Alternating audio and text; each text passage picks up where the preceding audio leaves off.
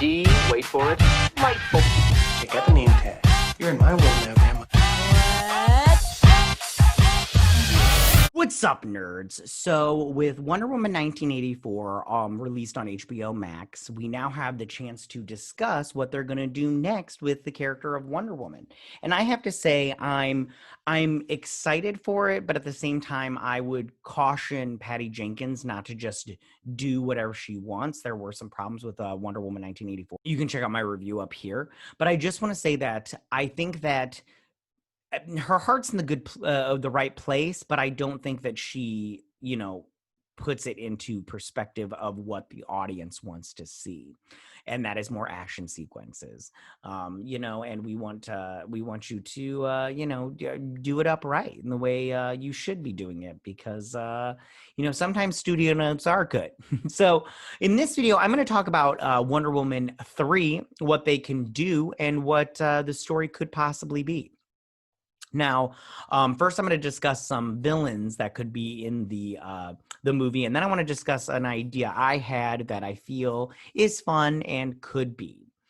So I want to start off by saying, like, you could always bring back Maxwell Lord or Barbara and Minerva, aka Cheetah. And one way you could do that is they both were touched by the gods through the wishing stone.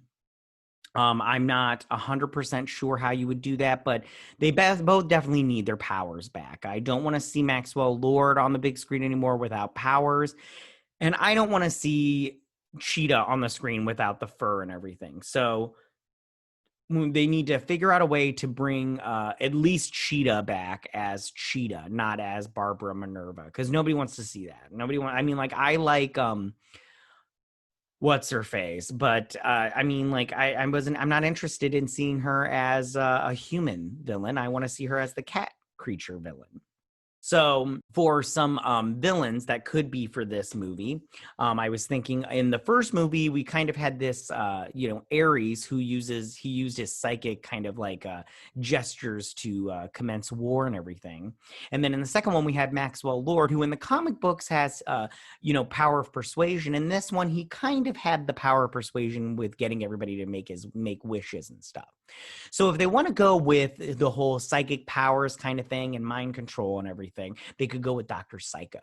I think this is a great villain. If you watch Harley Quinn, the animated series on HBO Max, that character is really great. I love that character. And who better to play that character than, of course, is Peter Dinklage.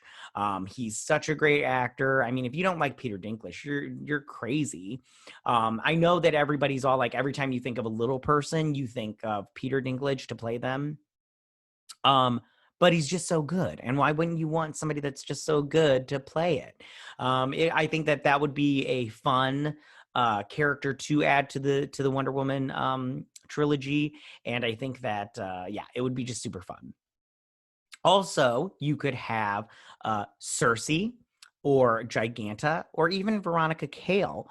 These are all great female villains that have not made an appearance on the big screen. Veronica Cale did make an appearance on the small screen in the Wonder Woman pilot, but that didn't make it to air. And you can get it online. You just got to find it, but it didn't make it to air.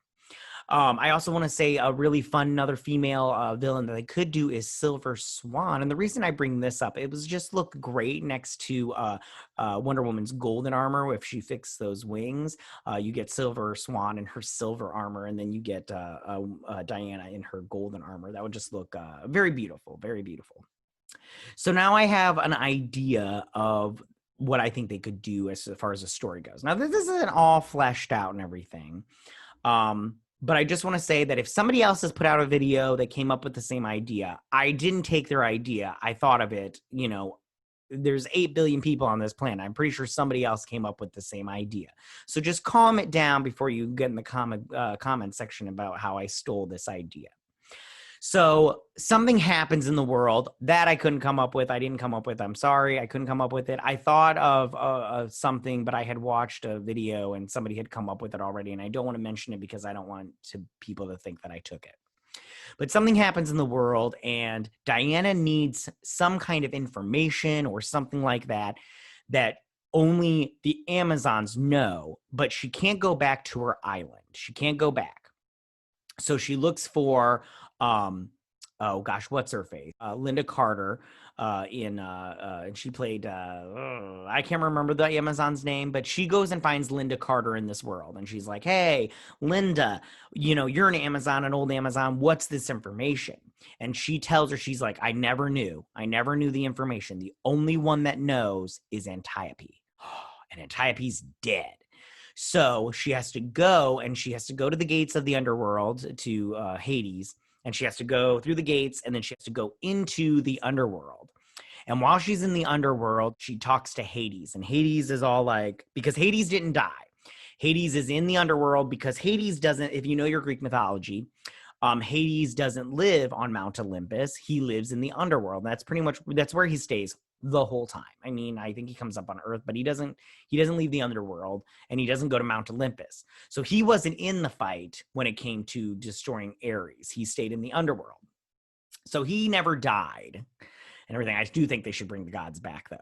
So then while he's there, he's like, listen, you can travel through here, but these dead people are going to start to notice you, dude, because you're alive, and that's the thing. And once they realize you're alive, and the fact that you're an Amazon and you're half god, they're just going to suck the life out of you, kind of thing.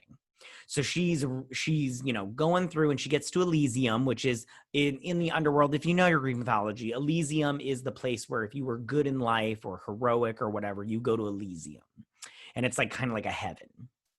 So she goes to Elysium, and she sees Antiope. And while she's there, she's like, Antiope, this is going on the planet. I need to know the information that you know, because you're the only one that knows. So Antiope is like, okay, I'll tell you, kind of thing. And we can get flashbacks because, you need to see Robin Wright do some action sequences. And we get some couple of flashbacks and everything. But while she's in Elysium, she sees Steve, okay? And Steve is there in Elysium, and he's all like, Diana, I missed you and everything. So then finally the ghosts start to realize that Diana is alive and half god. She's a demigod. So they're starting to chase her down, and they're coming at her like this big army of ghosts or whatever. And Antiope is like, listen, you have the information, go. I'll hold off these ghosts, and you guys go. You take Steve with you and go. And so she takes Steve, and they go up through the underworld, and then she saves Steve, and then Steve is out, and he's alive. So because I'm sorry, I can't have the DCEU Wonder Woman without Steve Trevor. Like, he's just a great character. Chris Pine's great. Everything's great about these two. So that's my idea for season 3. Those are my villains for season 3, and stuff like that. So yeah, that's basically what I got. So you guys tell me, what do you guys think about the villain choices? What you think about my idea, if that's even feasible. If you want to add on to it, you can. If you want to take it for your own, that's fine. I don't care. Yeah, tell me what you guys think about it. You can go ahead and leave all your comments in that section down below. If you like this video, go and hit that like button. I won't mind. If you're new to my channel, please hit the subscribe button. I would greatly appreciate it. And I will see you guys on the next video. You guys have a good day. Bye.